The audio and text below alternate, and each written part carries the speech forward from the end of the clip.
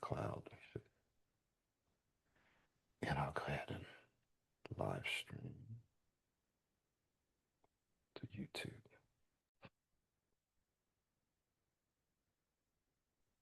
And I'll let you know when we're live streaming.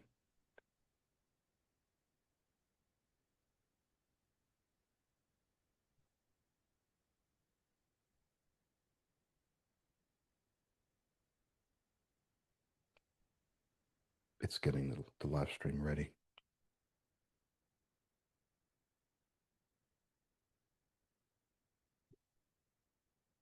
Okay, I think we're live now.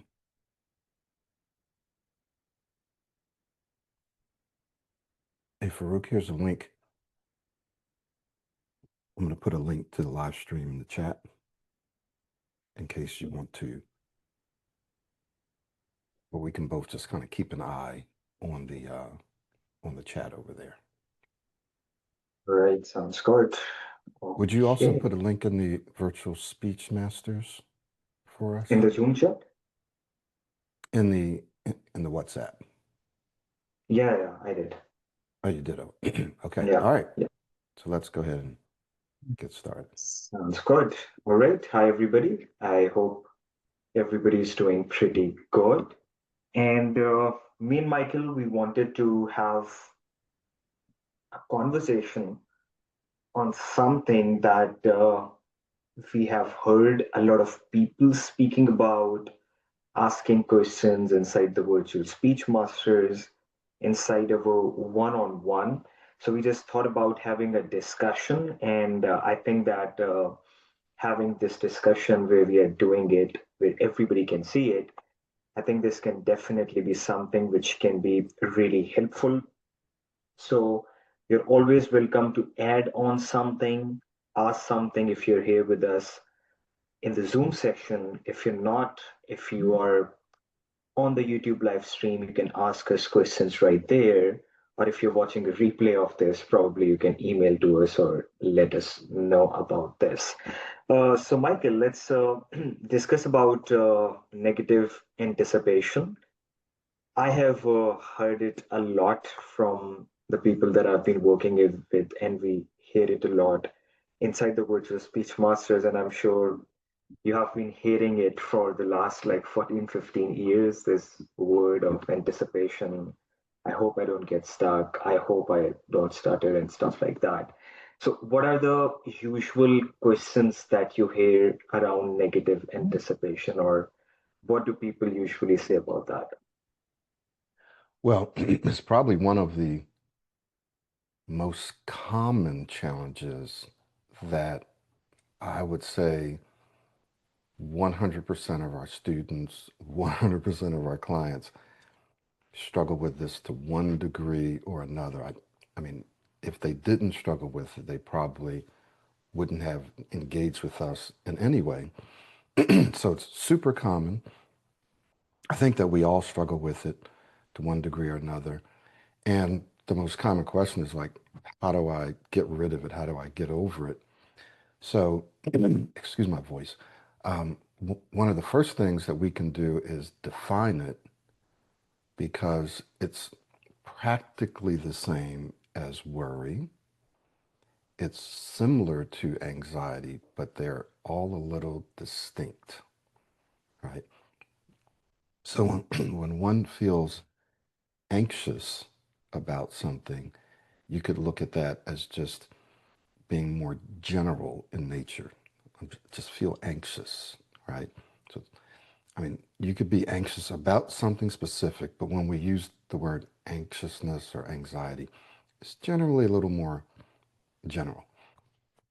When we say worry, we're generally speaking about something that's more specific. I'm worried about an upcoming event.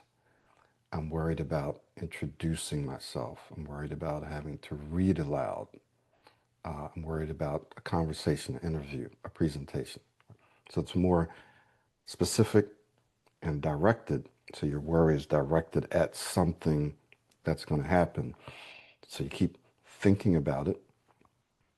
And then when we talk about negative anticipation, that's probably very, very much closely related to worry, right? We can almost, they're almost indistinguishable.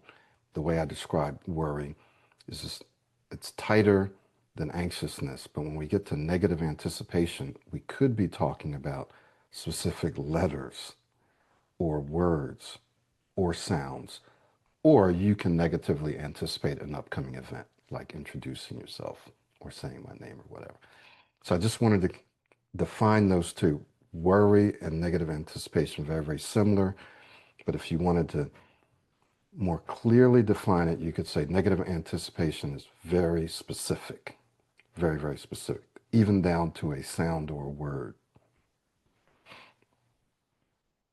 Makes sense. And what most of the people say about it when they're asking something is that they are like, I'm speaking well on certain speaking situations, but I feel like I'm still anticipating a bit and I'm working hard to get rid of that anticipation. I'm trying to not focus on that anticipation, or I'm trying to not let that happen. But unfortunately or fortunately, there's no way to like try to not anticipate and then you don't anticipate. It's Mm. often the same thing as trying to not get stuck.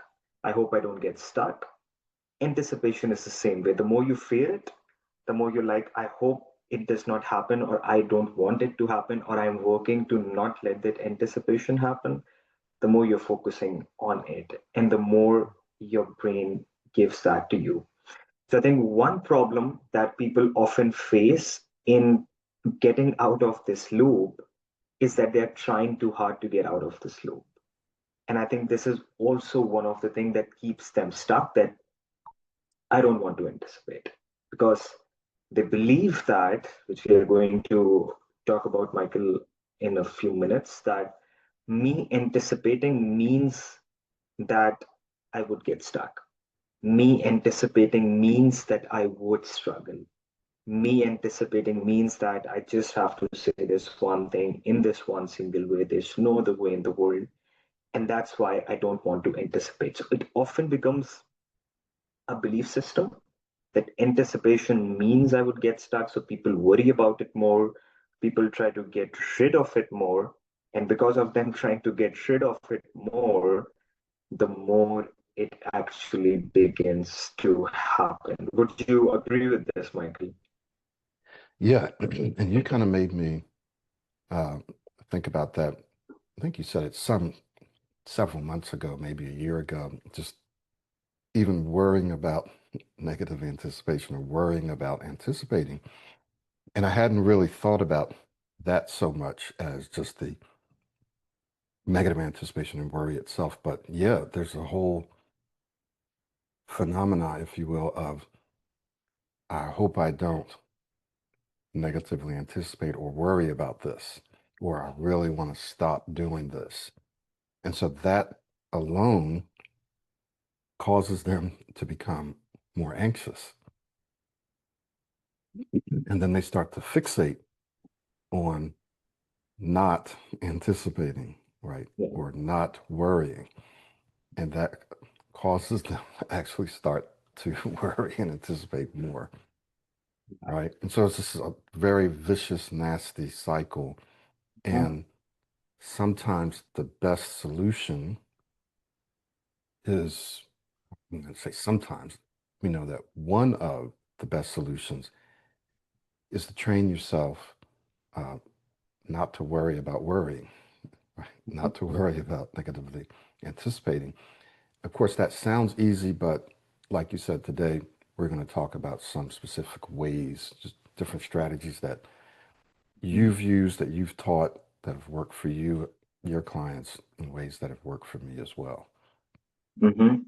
If there's Absolutely. anyone out there in the audience that wants to chime in, please feel free to either chat, you can send us a chat, or you can open up your mic or even your video. Mhm.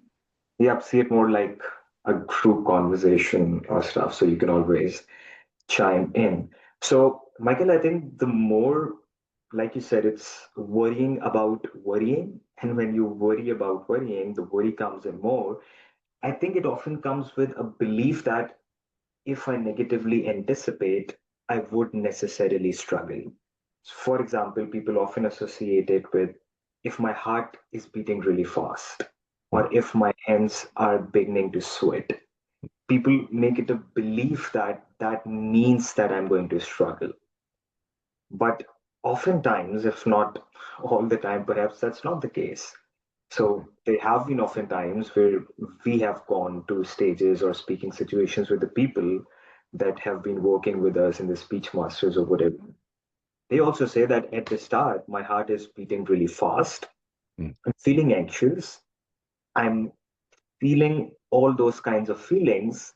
But still, when they get started speaking, they try to use their new speaking style, they slow their speech down, they breathe more, and they are able to speak well. So it's not just once, but I believe that once it keeps happening over and over again, your brain sees that, okay, even if you are anticipating negatively, you can still do something. And by you doing that something, you're still speaking smoothly. So the brain sort of starts to stop worrying about worrying because it knows that even if you do anticipate, you can still speak well. Even if your heart is beating fast, your hands are sweating, your breathing is getting shallow before a speaking situation, you're feeling all of that. But when you get started speaking, you use your new speaking style, you focus on the things that we speak about, and you still see yourself speaking smoothly. So now the link that the brain has formed between heart beating fast means that I would get stuck or I would struggle, or whenever I anticipate it means I would struggle, that bond begins to weaken and the brain mhm, starts to realize that it's not necessarily the case. So you exactly. stop worrying about worrying, you stop worrying about, I hope my heart does not start beating fast. I hope that does not happen because that means that I would get stuck. And once you keep doing that over and over again, I think, do you think, Michael, like that is a place where the bond starts to weaken a bit about this association? Yep. It, well, I think you just use this word. It disassociates. It's your brain disassociates um, worrying or negatively anticipating. It disassociates that from performance, right? Where right now there's a link. Uh-oh, if I worry about this, or uh-oh, because I anticipated this, I'm going to get stuck. And then it has a physiological effect on us. Our breathing gets shallower. Our throat starts to tighten up, right? We can lose our breath. We get choppy just because we're now anticipating something. But once you learn that just because you anticipate something doesn't mean it's going to affect your performance. So then your brain disassociates the two, and therefore, oftentimes you will either diminish, reduce, or eliminate negative anticipation in many or most of your situations, just because you've disassociated the two. Which brings me to some strategies that we can start to kind of share. One thing that I always say is is that there are at least a few things, at least three, maybe five, that you need to be confident about. Um, and one of those is that there's certain things that you have control over. One is your breathing. When someone goes into a panic attack, one of the things that they always tell you to do is take deep breaths. Sometimes they'll tell you to do a 4 count or breathe into a bag or take a take a slow, controlled breath in and then breathe out. Obviously, unless you've fallen out, you have control over your breathing. Number two, you have control over your pacing, believe it or not, over your speed. You can slow your speech down no matter what. All right. And if you don't believe you can, then you won't try. Or when you try, and if it doesn't work quite well, then you won't continue to try to.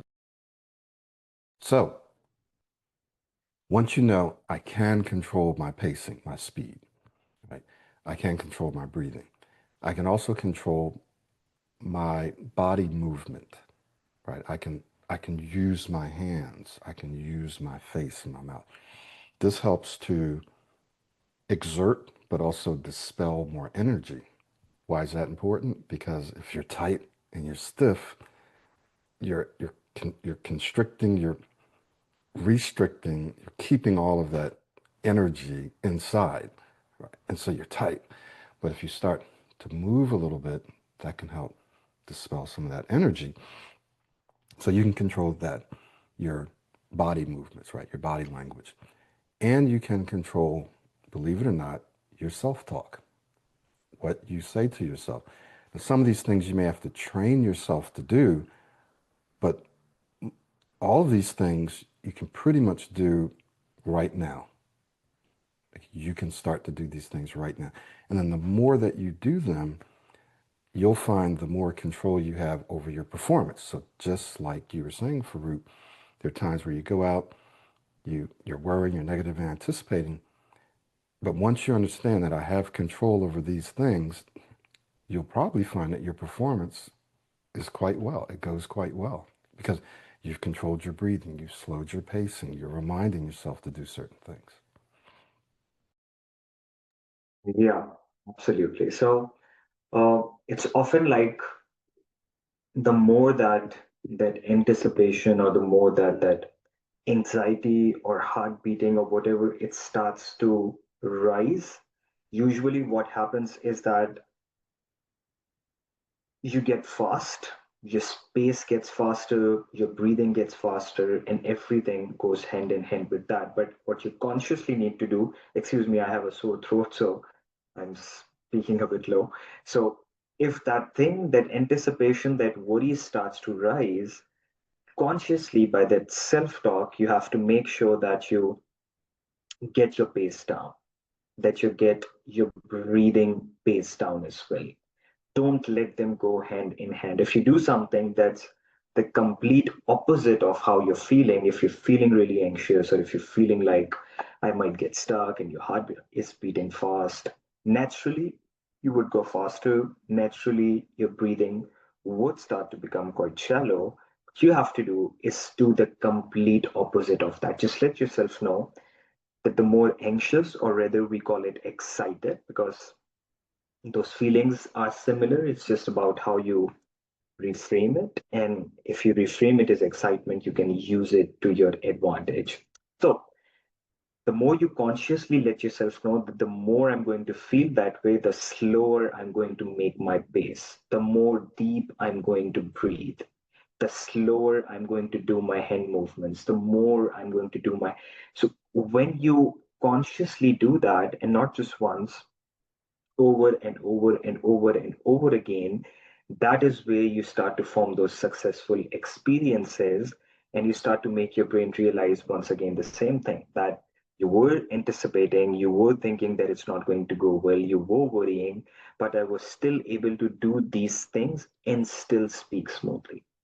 So it's often like the brain realizing that even if I feel that way, I have the tools to manage that. I have things that I can do that will still make me speak the way that I want. And that is where we are talking about this disassociation of thinking this means this. Worry means necessarily getting stuck. And when that starts to happen, like things start to get a lot easier on that way. Yeah, So, yeah, do you have something to add on this, Michael, before we yeah. move on? Just wanted to jump in and talk about negative anticipation or worry, anxiousness, um, and how this affects our our sympathetic nervous system and our parasympathetic nervous system. So when we get worried or anxious or we negatively anticipate, it triggers or activates our sympathetic nervous system. It sounds like it should be the opposite, but it's not. So this is our fight or flight, and it's our fight or flight mode. And what this can do is it can do, we call it, hijack, it can hijack your speech. It can hijack your thinking, your prefrontal cortex, your thinking brain, the one that we use when we're analyzing or making decisions, when we're trying to answer a question or say something, that can all get hijacked in part by the amygdala, that part of our brain that manages fight or flight. It's very necessary. So we start to anticipate, and the next thing we know, we get cloudy, breathing gets more shallow, um, we forget what we want to say, we can even start to stutter. Even people who uh, don't typically stutter can start to stutter when this happens. So, what do they tell you? Well, what we say is that breathing is one of the things that can help activate your parasympathetic nervous system, your rest and digest. But not only breathing, believe it or not, and Farrukh, you and I have talked about this extensively, slowing down. So this is another strategy that we're giving you. And I did a whole course on this. And I have a whole affirmations program, not just on slowing down, but that's a big part of it. When you slow everything down, you literally activate your parasympathetic nervous system, which starts to calm you down. You feel more calm, relaxed, restful. Okay? This is important. And this is a specific strategy as well as what do we want to call this? It's a habit, right? Once you start learning, hey, I need to breathe more, I need to slow down, especially in higher pressure speaking situations, then you begin to activate your parasympathetic nervous system. Absolutely. And activating it is incredibly important.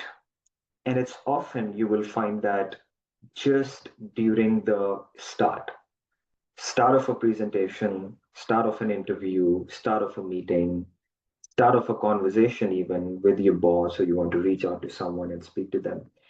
If you can activate your parasympathetic nervous system by doing these things in the first 1 or 2 minutes, 2 or 3 minutes, you get into a very good flow. And I'm sure you must have experienced it in the past that once you activate your flow, once you activate this style, it starts to really flow.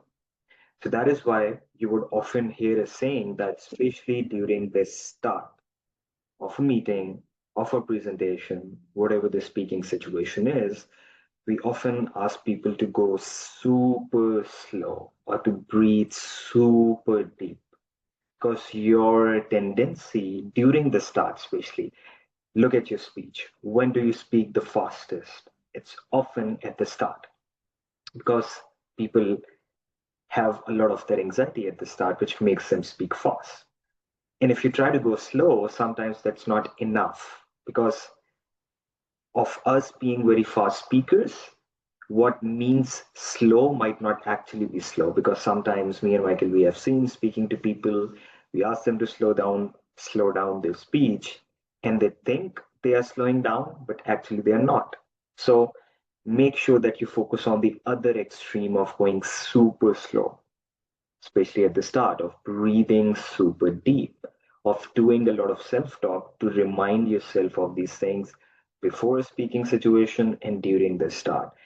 Then you would feel like if you can do it in the first 2, 3 minutes, you start to feel more comfortable and it generally starts to go well. You still need to see it and still do some self talk if you feel like you're still not in the zone, and make sure to keep doing that self talk to keep you in the zone of using your new speaking style. But it's mostly at the start. If you can get into a good flow, it usually starts to flow really, really well. So make sure you do the complete opposite things, especially at the start. And also as you move forward, but as you begin to be a bit more comfortable, then it generally gets a lot easier. Do you have a comment on that, Michael, before I move on to the point about anticipation of words?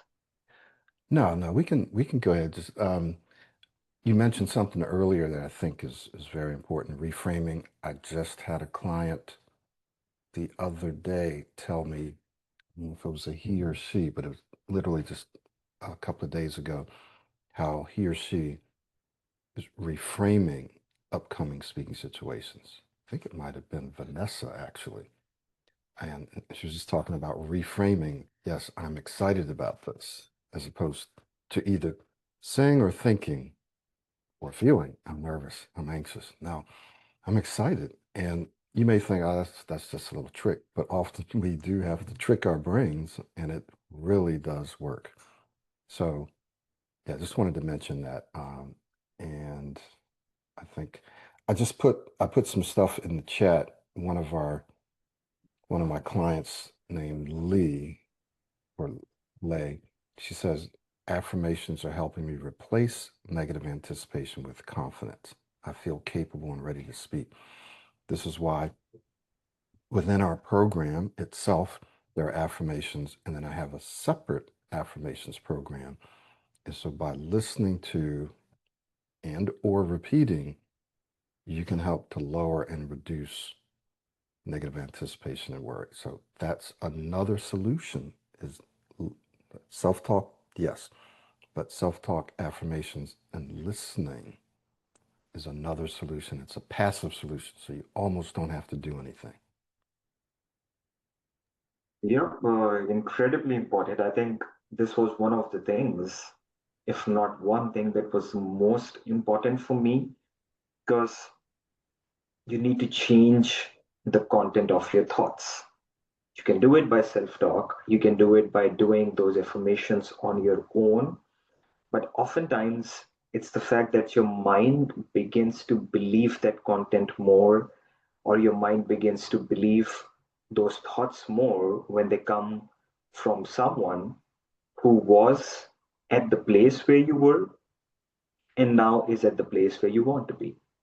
So once you hear the thoughts from them and over again, it becomes more believable, and your own self talk and everything gets a lot easier with that. So, audio listening, changing the content of your thoughts is definitely something which is super duper important. And Michael has been doing a program on the affirmations thing. I think you've shared the link also, Michael, right here.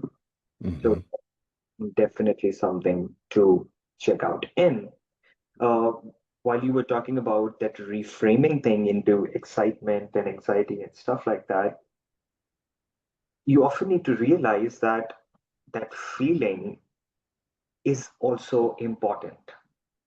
So when people go on stage, they have that excitement feeling that we call, and that's Mm-hmm. important because otherwise people would be standing and speaking like this and on stage. And so that feeling is quite natural and it's there to help you out. It's just about how you reframe it and how you use it because it's a form of energy. And if you can use that excitement energy and Mm-hmm. use it to use your new speaking style to invest that energy on focusing even more on slowing down, breathing more, emphasizing words, using your hands, later on, inflections, all of that. So you begin to use that energy in the right way. So it's not that when we go on stage, like if there are 1,000 people or more than that, I will have that feeling, or we will have that feeling as well. Even the best of the speakers that you see out there in the world, I'm sure that they have a certain kind of that nervousness that we calling excitement, but it's there to help you out. So don't ever think that I will try to eliminate it 100% or I have to eliminate that feeling because that's not natural. And why not to use something that's there for your advantage and try to eliminate it? So it's just about how you use it. So reframe it into excitement and use that energy for you now. Just use that energy to use more and more of your new speaking style. So the reframing thing is incredibly important because of this reason as well. Mm-hmm. Right, Michael. Mm-hmm. So let's jump a bit into anticipation of words that people often talk about that I'm speaking smoothly, I'm going well, and I see a word and I feel like I might get stuck on the word. And often Yeah. I'm not even onto the word and I start getting stuck before that because now I'm worrying about that word and I feel like I will have a hard time. So, what are your thoughts on that? Yeah, we've seen people, I know you and I both have, uh, and like you mentioned, before they even open their mouth to speak, right? Let's say they're speaking smoothly or fairly smoothly, and then they anticipate a word. It has a ripple effect, and it flows back and starts affecting them before they get to that word, right? Or you anticipate, or you just get the sense or the feeling like, uh-oh, I'm going to get stuck. Sometimes people will wake up and go, I'm going to have a bad speaking day. I can feel it. Or like we're talking about now, I feel like I'm going to get stuck on this word.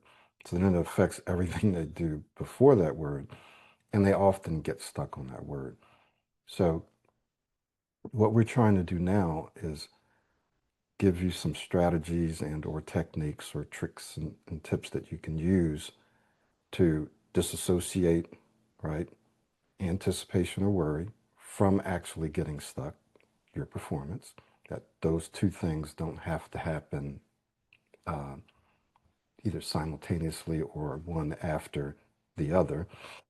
And we're also trying to let you know that by using some of the tools that we're sharing with you, you can begin to create a new habit and pattern of just not negatively anticipating at all, right? So that you're reducing it because it's just not something that you need to do because your brain is not worried about it.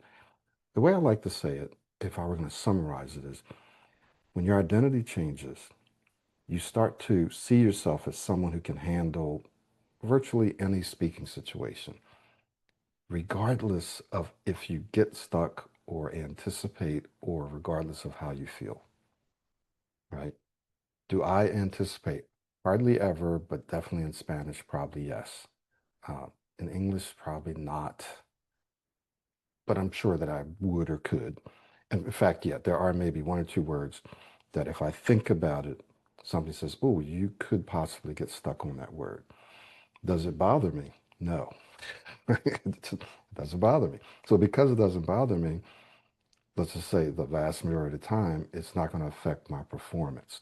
But even if I got stuck or I were about to get stuck, I still know that I can still handle it.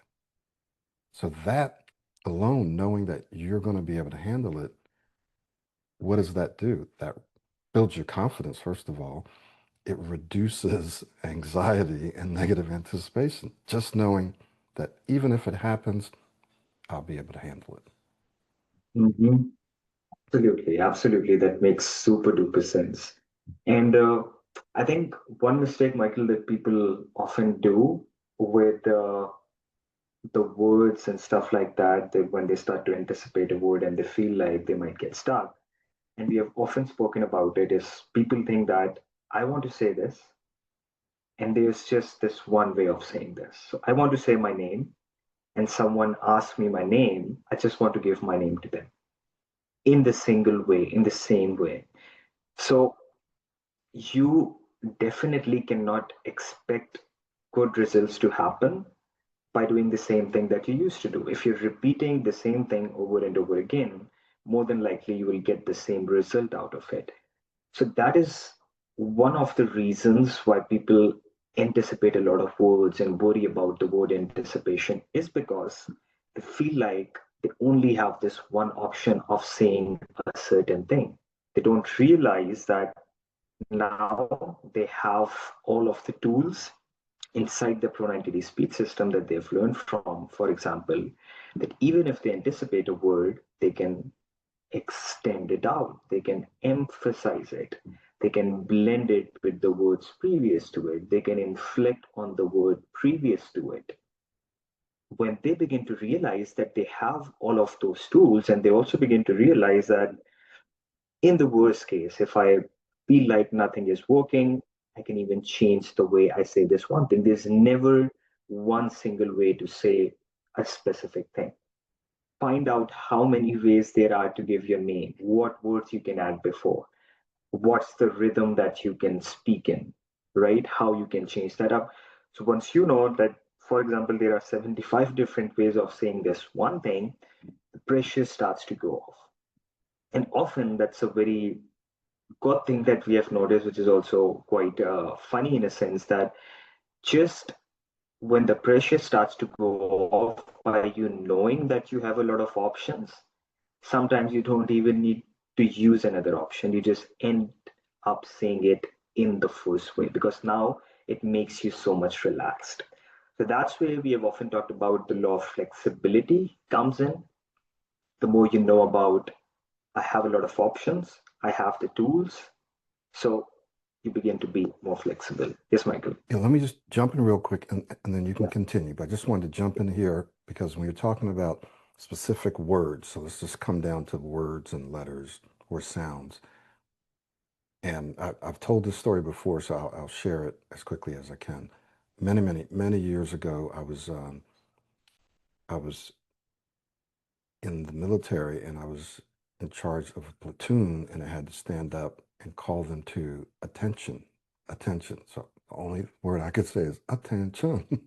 and, and I couldn't get that word out. And it was embarrassing. And I had to call my platoon sergeant up, come up, said, just go ahead and call them to attention. I'll explain why later. So they did it. So then I had to explain. So here's a situation, a rare situation where supposedly you can only say this one word. In most situations, trust me, it's not like that. It's just you can always add a sound or a word or something. But this situation where I thought I couldn't, but actually what I ended up doing was just literally changing the way I said that word. So even then, if you feel like I have to say this word, you still can apply the law of flexibility and freedom and say, but I still have some freedom and flexibility in how I say that word. Maybe I can add a sound. Maybe I can over articulate that word, or we call emphasize. I can inflect. I can use my hands or use my body or something. I can do something with that sound, with that word to change it, which tricks your brain. So what I did is I figured out how to say, oh, like I would just do something with my throat. I can't even explain what it was, but I'm just like, oh, so I added some style to it. So instead of just trying to say, attention, I would say, attention, like that, just kind of sing it. And just by adding some style to it, let's call it emphasis, I was able to say it. And believe it or not, I probably anticipated a little bit when I had to do it, but the negative anticipation dropped down so that I'd say most of the time I didn't even anticipate it. But even if I did, I knew I could say it because I had started to do it just by doing that little change. So keep that in mind. Absolutely. It's really good that you say this because often people just think about the fact that do I have to do this for the rest of my life? Like if I cannot say my name or if I cannot say my word that I have to say, and we say that blend it with the words previous to it or change the way you say it, do I have to keep doing it for the rest of my life? And mostly the answer is no, because just like Michael explained, once your brain sees that you're saying that word or you're saying those words smoothly over and over and over and over again, it just realizes that it's not a problem anymore. The brain likes to focus on problems, what's not going well. And once the brain starts to realize that it's no longer a problem, it starts to shift its focus away from that. So that is where that anticipation worry starts to go away. And now, Michael, I'm sure that if you would do that, you could just say that one word in whichever way you want. Same is the case with me, like saying my name, saying the name of my country, especially one issue for me was saying the word present when my attendance was being marked. And the attendance was being marked one after another, roll numbers, and whenever I used to raise my hands up, and she did not, I still remember like when she used to mark the attendance, she did not used to look up. So her head would be down and she would be marking it. The whole class, like 50, 60 people watching me, and they're like, man, what the hell? Why don't you say this? Because often people don't just realize it. So I had to say the word present But just like even adding a slight present, present, present, present, right? So you can even play around with that one word, adding a little quiet sound or doing whatever you want to do. And literally, it was just 7 or 8 times that I did it continuously. And those were the amount of successes or the sample size that my brain wanted to realize that, oh, it's good. No need to worry about it. You can easily say that. And then I was easily able to say that.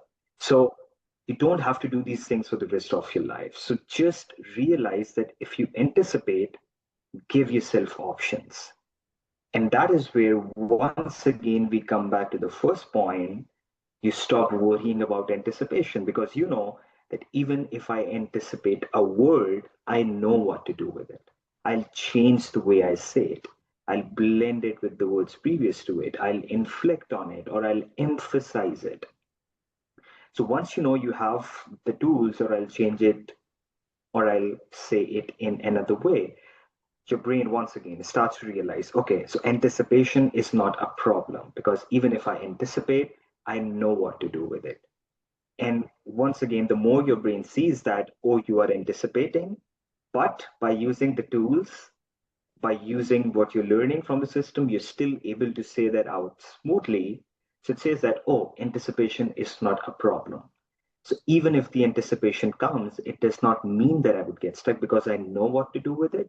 And once I do that, I'm able to speak smoothly. So once again, that dissociation between negative anticipation and getting stuck starts to happen. And because of this disassociation in your brain once again starts to worry less about anticipation because it knows that even if it comes, it's no longer a problem. So don't approach it Mhm. like I have to end anticipation. I have to try to focus on not anticipating because Mhm. once you do that, it's going to happen more. But once you show yourself that even during anticipation, like even if I anticipate, so what? I can still say what I need to say. That is Mhm. where that disassociation happens. You don't worry about anticipation, and the anticipation starts to reduce by itself. It Yeah, starts to go down, it starts to go away. Would you agree, Michael? absolutely, absolutely. It's one of the, I would say, one of the easier ways to reduce and or eliminate negative anticipation and worry is actually through the law of indirect effort. You don't try to attack it directly, you just do something else, right? And the something else is you build up your tool set, you start using your tool set, you get out there, you understand I have different ways that I can say this, from uh, introductory words, sounds like I just said, but I didn't say it because I was going to get stuck, but just introductory words, sounds, change the order. As a last resort, I can change the word if I need to, right?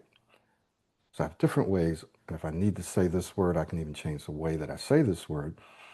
All of that builds up a new belief that whether or not I negatively anticipate or worry, even whether or not I get stuck, I can still smoothly handle it. That alone builds your confidence, gives you more calmness, and that can help you accomplish that goal of reducing and or eliminating negative anticipation, just that belief, right? So it's kind of an indirect way of coming at it. Now, I don't know if you had something else to say about that, but I did want us to look at this next thing in here, and you're probably going to do it anyway.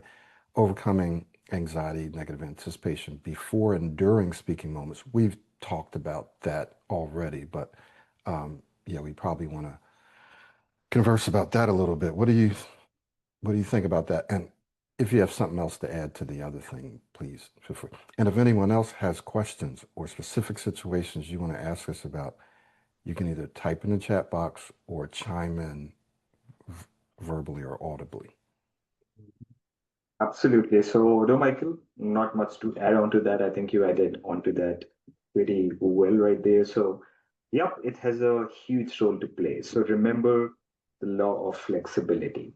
The more flexible you are, the more options you have. The more options you have, the less the pressure would be. And when the pressure is less, often, like we said at the start, you're often able to say that in that one single way. You might not even have to use another way that we are talking about, because just knowing I have so many options, it makes you relaxed that you might not even have to do that. And an even later stage that comes onto that is that when you start to realize that even getting stuck is not a big deal. So that is where you also stop anticipating. Now, I'm not worrying about getting stuck right now because I know it's not a big deal. Even if I get stuck, so what? Everyone does. So that's also a point where you start to realize that getting stuck is not a big deal. When it stops becoming a big deal, that negative anticipation automatically starts to lessen because you know that it's not a big deal. If it happens once in a while, it happens with everyone. The more you try to be 100% fluent, and we already spoke a lot about that in the last webinar, so you might want to check that out if you haven't. So when we start to realize that even getting stuck sometimes here or there, it's just naturally the way people speak and it's not a big deal, that's also a point where that worry about it starts to lessen. And when that worry about it starts to lessen, it happens less, so it becomes a positive loop. So you get yourself out of that negative loop and get yourself into that positive loop that keeps helping you for the rest of your life. Yeah. That's right. That's right. So let's kind of chat about uh, some things, and we may repeat ourselves here, but things that we can do before, during, and even after speaking so that we can, again, reduce and or eliminate negative anticipation or worry. So what do you think are some things that you've done personally or things that you've taught and seen people use effectively before speaking? Just all throughout the day, what are some things that you've seen people doing that helps to reduce or eliminate that? Mhm.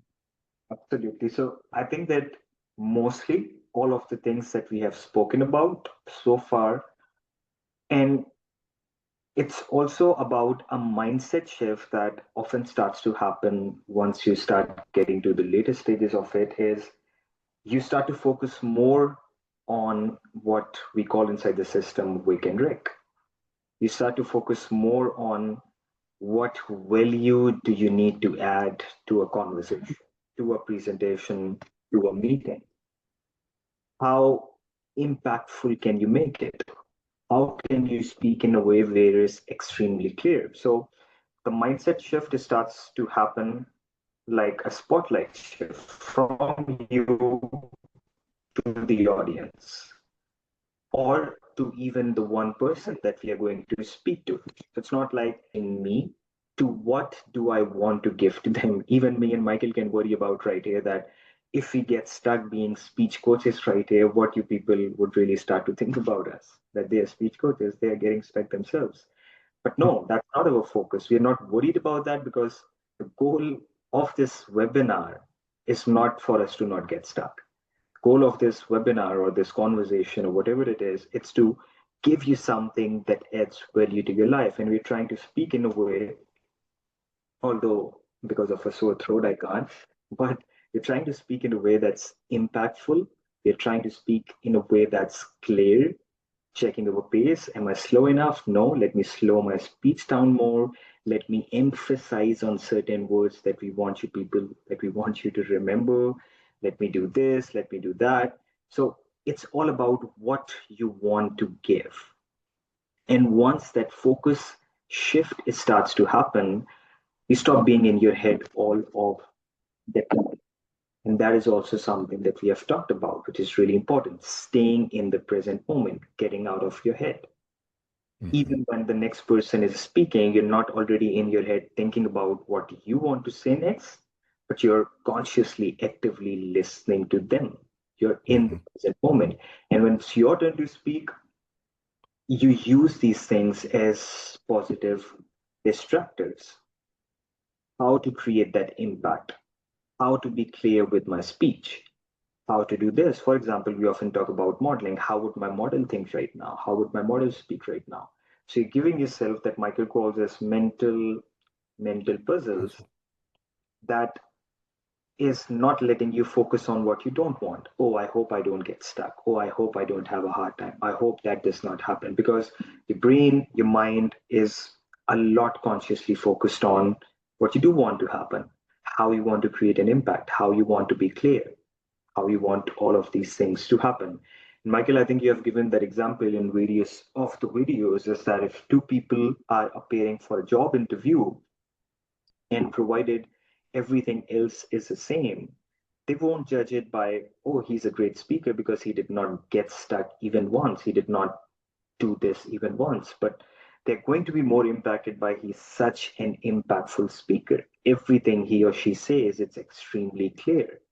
I could feel Mm. what he's saying, because that is something which is really important. So the focus towards value, impact, clarity, relevance, what do I want to give to them? Focus on the other person before speaking and even while speaking creates a huge impact. But I would definitely agree that this starts to happen on a bit later stages, once you start to get a good hold on smoothness and everything. So this is certainly a mindset shift that you would need to make. I'm not sure, Michael, if you wanted to talk about the same thing, but that just came to my mind right now. No, no, no, no. That's good. I did want to just make sure that uh, because Giovanni wanted us to expand, but you just mentioned Vic and Rick, but we can just share specifically what that is again. Um, I did want to say that while you were talking about being present and not being in our own head, I noticed what was I doing while you were speaking, and uh, the good thing is that I was just listening to you, and I wasn't like I was some maybe one or two things that I wanted to say, but I didn't really think much about it, right? Which is why it took so long to recall what I wanted to say because I wasn't just constantly thinking about, oh, I want to say this, I want to say this. I just said, okay, yeah, I'd like to talk about this, but let me just come back to the present and soak in what Farrukh is saying.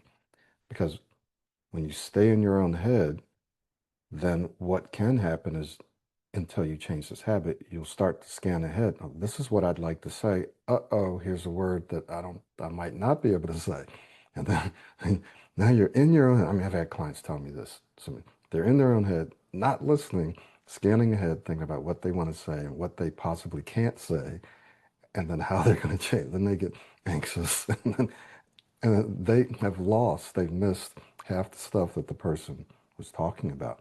So just learning to be present and be a better active listener can also reduce speaking anxiety and negative entities. Just being present, getting out of your own head, that alone can help.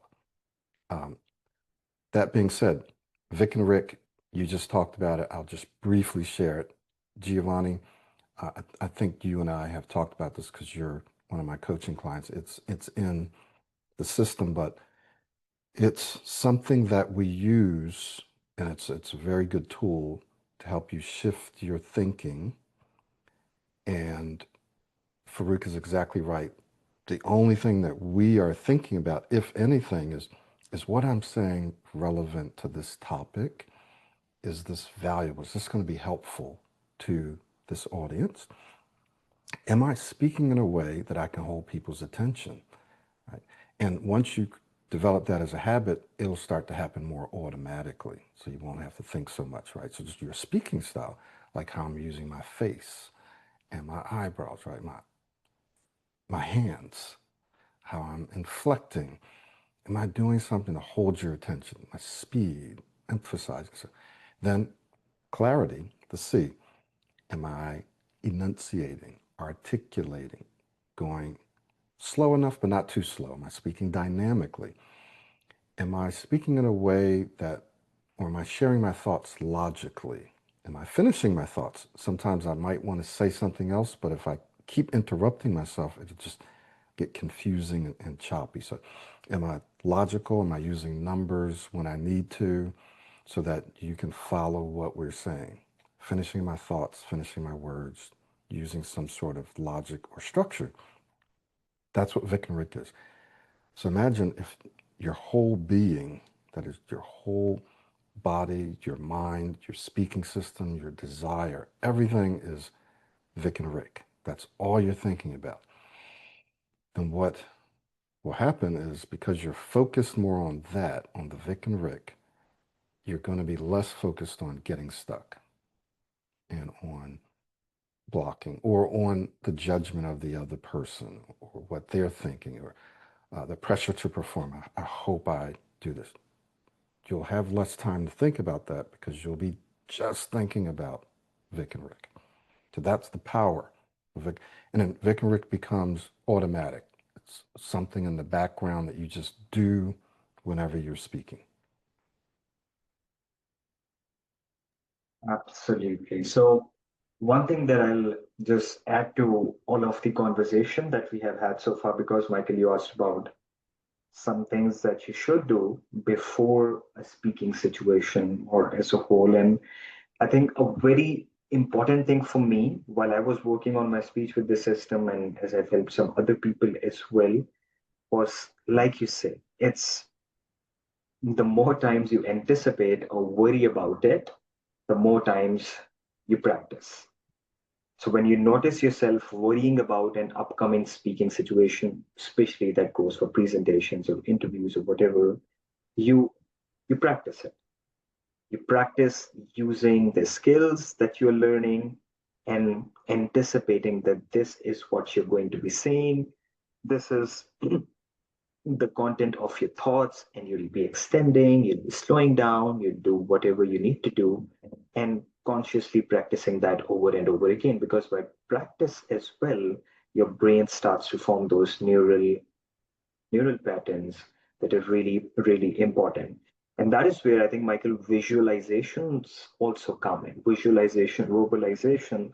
And although I used to hear from you at the start that athletes use it and sportsmen use it and musicians use it, but I had no one that I listened to who said this. But recently, I think, by recently, I mean 1 or 2 years ago, I heard some sportsmen saying that before we get onto the field, we visualize exactly the way we want that game to go.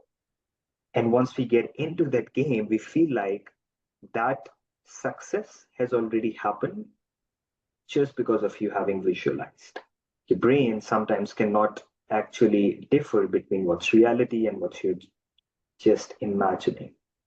So if you can do certain sessions of those visualizations, we often just combine them with 777 and making them more believable, thinking about the fact that that situation is happening right now. To make it a bit more realistic, you can visualize yourself getting a bit stuck here and there, but then you visualize yourself dealing with it in the best way that you can. And then you visualize yourself speaking exactly the way you want to speak, how you would like to extend, how you would like to slow down. You see people smiling, you see people applauding you. And you can do it from your own eyes, like visualizing as if you are seeing the people, or from the eyes of someone else, like you are seeing yourself from the outside, speak exactly the way that you want to speak. And often people notice that once they do these visualization sessions, their hands start to sweat and stuff like that. If that's happening, that's good because it means that your brain is believing that I'm exactly in that speaking situation right now. The advantage to that is once you get into that speaking situation, you would be like, I have been into a speaking situation like this before, and it was successful just because of you having visualized, and you might not have been in that situation at all. That is a skill which is extremely, extremely, extremely powerful. And you can go out there and you can search on YouTube how people visualize things and how it actually helps them once they get onto the field, onto the stage, onto the game. So that's something which is really important. So whenever you notice yourself worrying about it, practice it. Notice yourself worrying about it, practice it. But once it comes to like certain words or stuff, okay, so the next day I have to go to a supermarket and say this certain word, oftentimes what happens is that the more you try to practice it, the more you start to really think about it, the more you start to really worry about it. So in some situations like that, it's better that whenever your mind focuses on that, you put your focus towards something else, because constantly thinking about something and you're thinking about how you might get stuck on that word in the supermarket or how you want to avoid that and stuff like that, the more you try to do that, the more chances there might be that you actually have a hard time.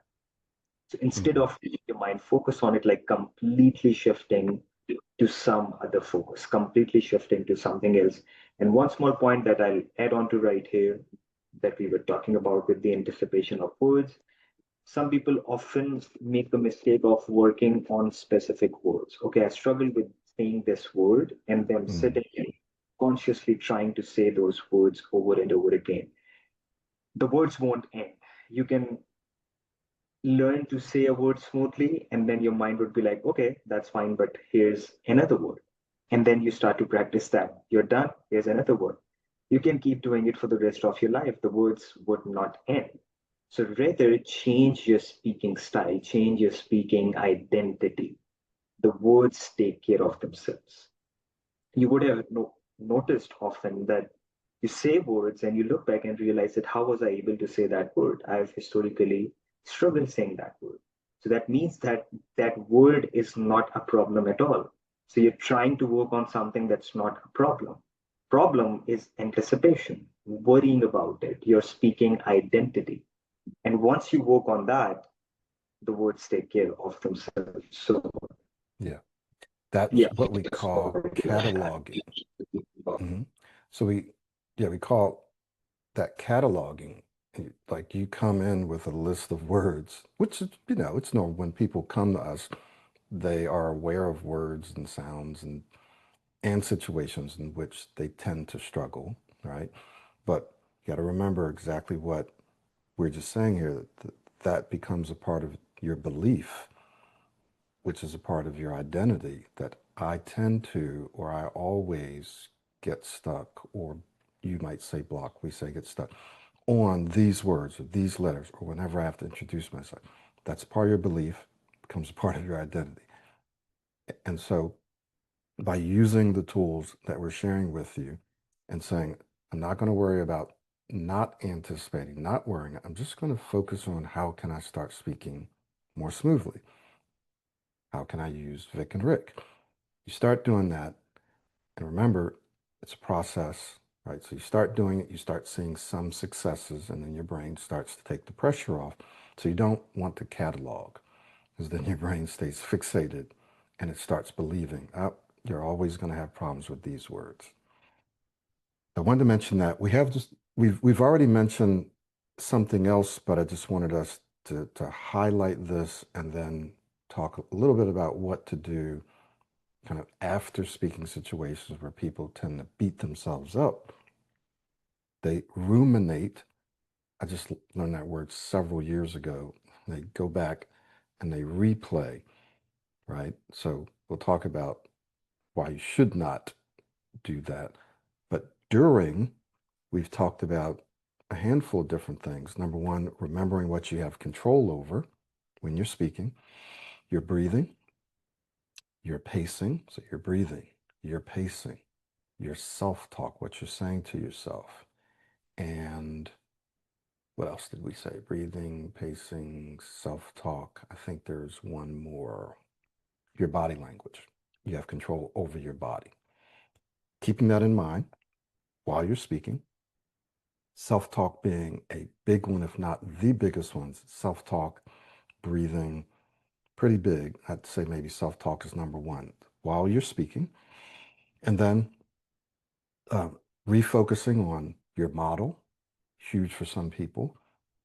Vic and Rick, which modeling is included in that. So you're refocusing on that. So these are all things that you can do while you're speaking. We also talked about being present, just emptying your mind, not thinking about anything. Um, we talked about law of flexibility and freedom, just knowing that you have the freedom, you have the flexibility to say things in different ways, and that you have the tools. And just saying, I can handle it. Whether I anticipate it, worry about it, or even get stuck, I can still handle this smoothly. These are all things that you can do while, during speech. Now, I'm sorry, I don't know if you wanted to add anything to that or if you wanted to move on to uh, what we do afterwards. I think you've explained that very well too. I've heard you talk about things not to do or to do after you have your various speaking situations. Yep. Even I've noticed that in the people think that that was a really worse speaking situation. When they go back and try to find a success, they're often able to find a success Hmm. when they're working on their speech. It's because the brain has become so used to focusing on the things that are not going well that often every speaking situation it begins to look at it like, oh, it was not well, or the speaking situation did not go so well. So try to find successes. Even if you think that a speaking situation did not go well, try to look back at it and ask yourself, can I find a success in this speaking situation? And oftentimes you will surprise yourself because you will find success, no matter how small. Even if you felt a little more confident, even if you said the starting few words or starting few phrases out smoothly. That is something which is really, really important. Focusing on the success, it's something that it's going to keep you going. Even if you're going really well with your speech, obviously there would be times where you mess up, there would be times where you don't do so well. If you keep your focus on towards that, what you're doing is just growing the failures or just growing the times where you're not doing so well.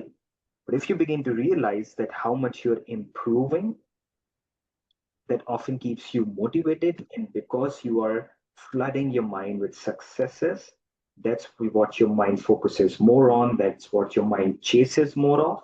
Instead of trying to avoid the failures, it's now getting into the mindset of trying to chase success. Like that might sound the same, but it's completely different on how you focus on it. So, focusing on successes is incredibly important. Write down your successes in mind, be happy about it, celebrate it. The more you make yourself aware of your successes, the more you would actually want to go proactively into speaking situations so that you can speak, so that you can gain successes. And that once again just becomes a positive loop. So I would end it by just saying that one thing, that it's important to focus on where you want to go, but also focus on where you have been. We often overlook that where we were before we started working on our speech. And once you look Mm. that part of you, and now this part of you, this is where you would start to notice improvements. But if you always look at where do I want to get, it's good to focus on that. But if you just keep looking at it, then your mindset would often be like, oh, I'm here, but I'm still not there. Yes, you're still not there, but you're also not where you used to be. So Right. that is something which is important to consider. That's important. And I want to highlight that a lot of times people are hard on themselves. They beat themselves up. They only focus on the glass being half full, I mean, half empty, right? As opposed to, and the way I like to break it down is say you're speaking for 5 minutes and initially the whole 5 minutes you're struggling. And then now you have some tools and you've been working. Now you speak for 1 minute smoother than what you did before. But you still spoke for 4 minutes and you struggled, right? Where you struggled. Some people just focus on the 4 minutes. Say, well, I want to get to the place where I can speak that whole 5 minutes completely fluently, as opposed to saying, hey, because of my work and my actions, I actually was able to improve by 1 minute. That keeps you motivated, right? It keeps you motivated. And it's resiliency, right? Resiliency. You're more resilient. So now you're building traction, and now you go out and you keep working. Now it gets up to 2 minutes, and then 3 minutes, and 4 minutes. But if you keep focusing just on the fact it was only 1 minute, then what you're going to do is take one or two steps forward and one or two steps backwards. You're either not going to go anywhere, frustrate yourself, or even start to slide back. So this mindset shift is super important, super important. Never Never go into this or any other program or any speaking situation expecting to be perfect, expecting to be flawless, um, expecting everything to work. And remember the placebo effect. Sometimes things will work, seemingly work for a while, then it'll seem like it'll stop or you'll have a dip. But the placebo effect is real. You really did experience those successes, which shows you that you can. And now you just have to build a stronger foundation, a stronger belief, a stronger neural foundation so that what you experienced during that placebo period starts to become more permanent. So it's a real effect. Use it. And remember that repetition is the key here, right? You want to shorten the feedback cycle, the feedback loop. So that means getting out, using your tools, and exposing yourself to more and more speaking situations. And the better you get, expose yourself to higher and higher pressure speaking situations. So these are some things that you can do kind of post or after. Evaluate it. Hey, what did I do well? What can I do better next time? I spoke well for 1 minute. I felt like this. Become aware of how you're thinking and feeling in that moment so you can begin to do some things about that. And then get out there and do it again. Sometimes you have to use the law of control. For example, I never used to like to read aloud. So there were certain kinds of readings, what we call responsive reading, that somebody just told me that they had to do. I think it was Vanessa, actually. I'm just remembering because we just had a meeting. And they were supposed to read together, but then they made them read, you read this and then you read that. And so she's like, but she did it and she did it well. Sometimes when I was younger, I would say, no, I want to be able to read the whole thing because I didn't feel comfortable at that time. So try to take control of the situations, but do it. Do it anyway. And then as you take control, at least you're still doing it. You're building your confidence. And then you say, okay, now I'm ready to do this. Now I'm ready to do this. Remember the cascading and the ripple effect.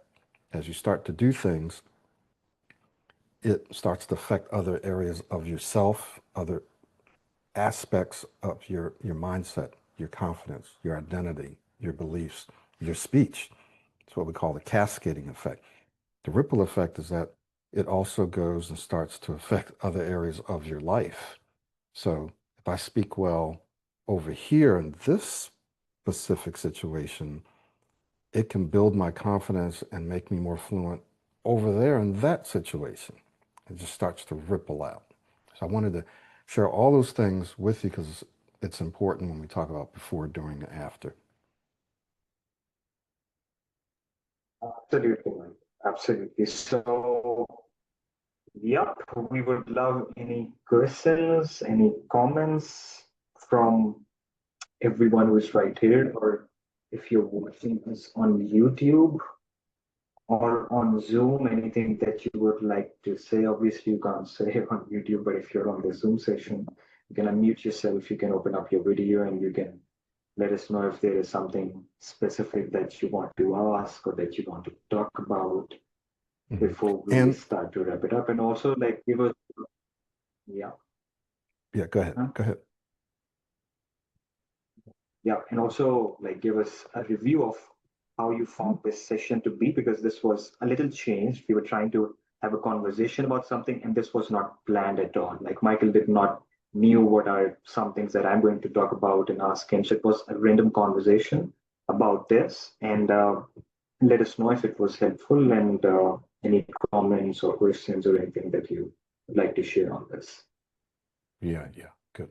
And while we answer Isaac's question, there's a link there, takes you to our main web page, and on there you can find out more about our one-on-one coaching. You can work with Farrukh, you can work with myself.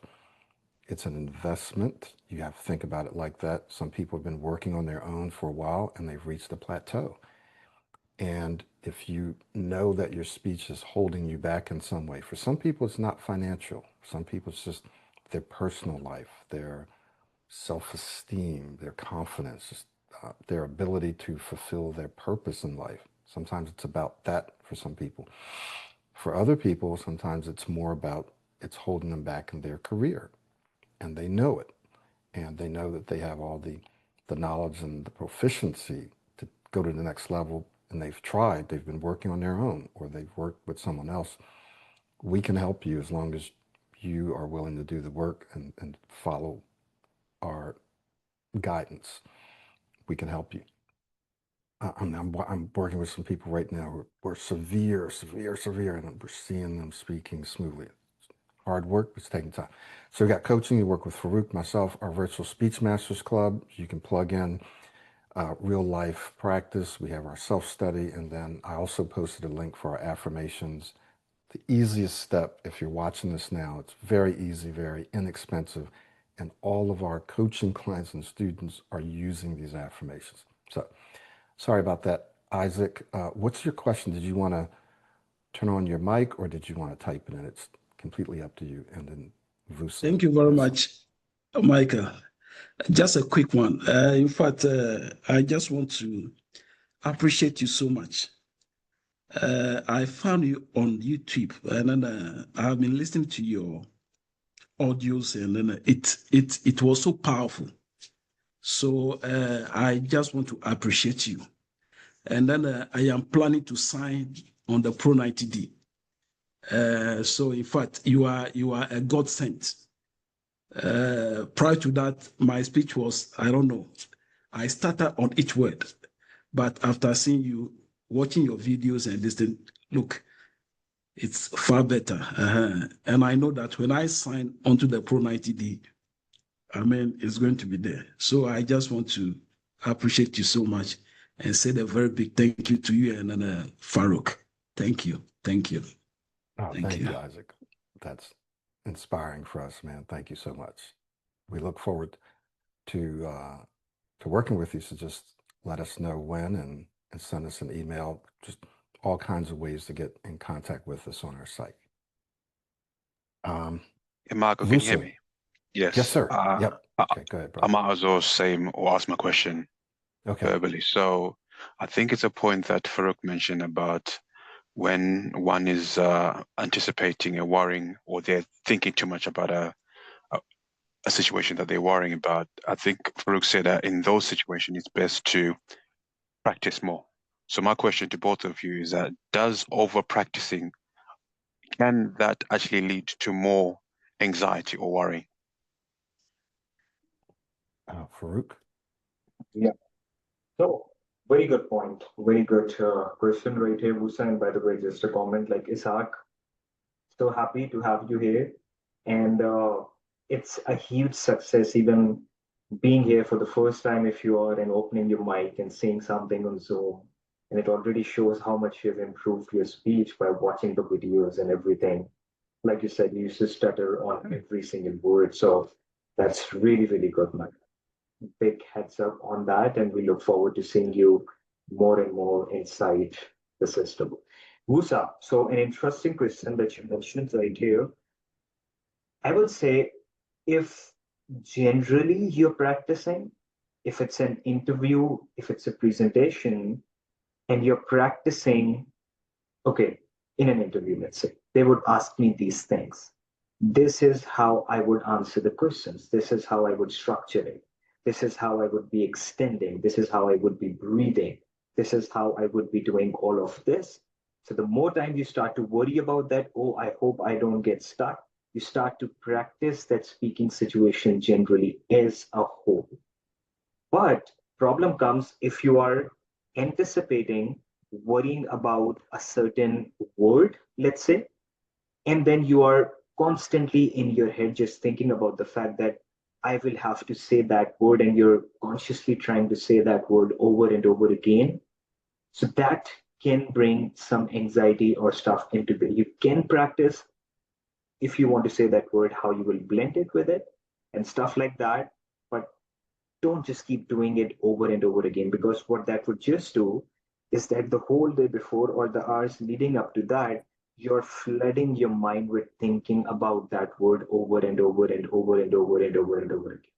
And when that word comes, you once again worry about it, anticipate it, and get stuck on it because you have already been doing it for the last few hours and stuff like that. Like we explained, the words in itself, they are not problems. The problem is you worrying about them, you anticipating them. So if you feel like the practice that you are doing is more in general terms and it's helping you feel good, if it's helping you feel more confident, then that's good. But if there is any specific word or something you're feeling bad about it, you feel like you would get stuck on it, and you're trying to practice how to not get stuck on that word instead of practicing the whole thing, the whole conversation or presentation or whatever, then I would suggest not to do it and focus on the general practice or focusing on something else, if that makes sense. And Michael, if you have to add. Yeah, real quick, I'll just add there's private practice, there's the practices that we recommend, then there's public practice, meaning real life practice. There's practice for a specific meeting or presentation or interview. And I recommend practicing those kinds of things, that is meetings, interviews, presentations. Do them in small chunks, rehearse them, practice them so that you've internalized it, but don't overdo it, right? But practice as much as you want so that you're comfortable, you're fluent, you're confident. Then there's probably a point, we don't know where that is, but there's probably a point at which you just feel like, I got this, I don't need to be perfect at this, right? Don't try not just to say, okay, this needs to be absolutely perfect, putting too much pressure. So it's that kind of private practice. Then there's thinking about your speaking situations as practice. Every time I speak, it's practice. Can't do too much of that. So yes, you can over practice, and Farrukh just explained, some of those situations. Just like to add something onto that, don't flood your mind with practicing how you would not get stuck on something. So don't practice not getting stuck. Practice how you want that presentation, interview stuff to look like as a whole. Like we talked about how you want to create that value, how you want to have an impact, but don't keep practicing how I would not get stuck on this word or on these words, because what you're just doing is overthinking about those words, and that overthinking can be a problem while you're there. So, yeah, practice to speak smoothly, don't practice to not get stuck, if that makes sense. Thank you very much. That makes sense now. Thank you. Thank you, Vusa. So we have another question, and then we'll wrap up here from YouTube about stamina. Basically, energy, and then we have a question from Haley. So stamina, yeah, I found that the more I spoke, the longer I spoke, the more stamina I built up. And you just learn how to make sure that you keep yourself hydrated, that you have enough rest physically, and that you're breathing enough, right? Because if you're not breathing enough, then that your body and your brain's not getting enough oxygen. So you have to learn how to make sure that you're breathing during the whole time that you're speaking, as well as the other things that I just mentioned, if you're speaking for long periods of time. And you will build your stamina when you do that. So you can increase your stamina. Here's something else that I say: if you're feeling tired, and it could be because of the time of day, or just that your brain is tired and just don't have a lot of energy and willpower. What I would do, and what I have done, is I'm going to breathe more, breathe deeper, and breathe more. I'm going to slow my speech down in many cases, but also I may speak more proactively. Well, Michael, what does proactively speaking mean? What does that look like? That means I'm going to actually infuse more energy into my speech. I'm going to make it more dynamic, but more on the slower side. So I'm going to emphasize more. I'm going to pause sometimes a little more, or I'm going to use my body more, right? Or inflect more. So what I'm doing is, rather than allowing that low level of energy to take over and wall my speech down, which is reactive, I'm being proactive by using my body more, using my voice more, breathing more. And what I'll find is when I'm in that slump, that proactive speaking brings me out. Just say I'm just tired mentally, and I have to still, I'll speak more proactively. So that's my advice in terms of energy and how you can, in a sense, regain some energy and increase your stamina. Okay. And yeah, Good. just to like say something very small on that, when you're tired, when you're ill, when you're not feeling good, don't try to focus on a lot of stuff like standing and blending and breathing and finishing, articulating, inflecting, using your hands, modeling. Just pick one thing. I'll just breathe more, or I'll just slow down more. Because when you're already overloaded, or when you're already ill or already not doing well, try to focus on all of the things and you might get even more confused. Pick one very small little thing that gets you or triggers your new speaking style, and that is the easiest thing for you to focus on. And that in itself is often enough to get you into the new speaking style and everything. Michael said that. So I think Haley had something, Yeah. either a question or comment. Hello. Hello. Hey there. Are you able to hear me? Yeah. Yes. Thank you. I just wanted to ask you one quick question, really.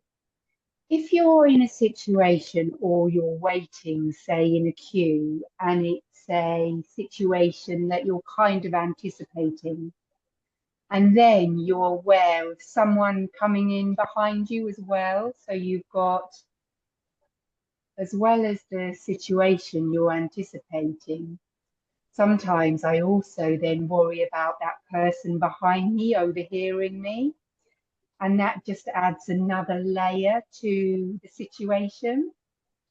I just wondered if you had any tips on how to deal with that, please. Mhm. So I would say, like when I was first coming right here for my master's, so we used to, or we had our visa interviews right there. And when I was going for my visa interview, I thought that it's going to be in a room or somewhere. But when I went for the interview, so they were sitting like people in the bank, sitting on counters, and I was speaking on a mic with them, and everyone in the bank could hear my voice. So that did feel a bit uncomfortable, I would say, but it's just about changing the focus towards what do you want to say, how you want to say it, because you can keep trying to avoid focusing on the person who is behind, but the more you're going to try to avoid that, the more that might happen. Instead of trying to avoid focusing on him or her, focusing more on towards how can I say what I need to say in the best way, in the most clear way, impactful way, if it's required. So focusing more on that. So once again, it's a game of focus shift. Instead of I'm focusing on the person behind me and that he or she is hearing me and how I don't want that, towards how I want to speak and what is the message that I want to get across to the person that I'm going to be speaking to. And it's a mindset shift that you have to keep doing. You say that I'll focus on that, and your mind goes back to that. Then you shift your focus back to that. It goes back to that. So once you keep doing that, you learn this art where ultimately you reach to a point where you don't really care about what they are thinking or if anyone else is thinking. Yeah. Yep. I was just about to say, Michael, what you stated your wife used to say sometimes that I I don't give an F about it. So Give an F, or I don't give a damn who's there. I'm just gonna take my time, say what I want the way I want to say. And so we created an affirmation, not using the curse words, but we're just like, I don't care. It doesn't matter who's there. I'm still going to take my time and say what I want to say the way that I want to say it. So that can be a helpful affirmation. And it can be challenging, like even for me, sometimes if I'm doing something and my wife is walking around in the background, it can be distracting. But I guess because I have a lot of discipline, I can just reshift my focus right to what I'm, but it can be distracting if somebody's like standing back there and, like depending on the situation. So yeah, and focus. for Michael, it used to happen a lot in when I started doing these webinars. So once I used to do them myself, I was fine. But whenever I realized that you were there with me, so sometimes I would focus on, obviously, like you have coached me, so how you would judge me on how I'm explaining things to people. But the more that I did them and the more I kept shifting my focus towards from what Michael is thinking about me to what do I want to give, that now the focus does not get to that. So Exactly. it's a focus shift that you do. And with affirmations, with a little self-talk, you start to get there, I would say. Okay, thank you very much for that. All right. Very good. So virtually all this is about habits, forming new habits of thinking, new habits of focusing. I'm going to focus on this, keep focusing. I'm going to start doing this, start doing that. I'm going to start being more present. It's all about habits, repetition, all of it. So thank you guys. It's been a pleasure. We're glad that these are helpful. We'll continue to do these at least twice a month. We ask some of our previous clients to pop in. You guys can pop in. You can be on video if you want, ask questions, make comments. That's exactly why we're here. So thank you, and we'll see you all the next time. Please remember to visit our website and check out the resources that are available so that we can help to more quickly take you to that next level. For some of you that want an easy first step, I'm just pasting the little affirmations bundle there. It's like 24 bucks, but there's a powerful set of affirmations that all of my coaching clients and our self-study students are pretty much using. All right, Farrukh. Not much to add, Michael. We look forward to seeing everybody in more of these sessions. Always feel free to reach out to us on our emails, on the Slack group. And if you're looking for the one-on-one coaching, you can always book a free assessment session with us. And you can just talk about certain things and we can see if it's a good fit. The Virtual Speech Masters, you'll find that on the website. Michael, could we also share a link to that, the Virtual Speech Masters, perhaps right here? If you haven't already, Yes. let me do that. Yeah, I got it. I got it right here. Yeah. So it's also a great place to put into practice whatever you have been learning. And yeah, keep joining these sessions and keep letting us know how they have been helping you and what are the things that we can keep improving. Very good. Okay, we'll see you all next time. Hey, everybody. And Farrukh, I'll send you a Slack with our meeting link, and then we can invite Charmaine.